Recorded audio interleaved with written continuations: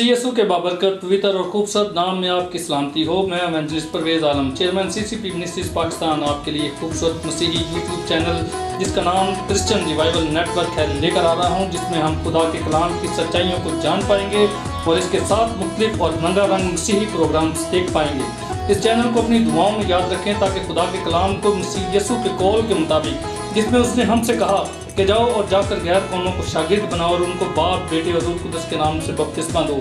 हमारा पहला प्रोग्राम जिसका उन्वान है अनमोल मोती जिंदगी की रोटी, जिसमें खुदा के मुख्तलिफ सूरमा पास्टर नासिर बीर, पास्टर अकबर मसीह खोकर, एवेंजलिस्ट जवेद आलम और सिस्टर शाजिया मेहमान खुसूसी होंगी और आपके साथ तौबा के उन्वान पर बात करेंगे। इस चैनल को अपनी दुआओं में याद रखें ताकि खुदा का कलाम बढ़े और जड़ पकड़े और जिंदगियां तब्दील हों। यसुल मसीह के कादर पवित्र नाम से मांगते हैं, आमीन।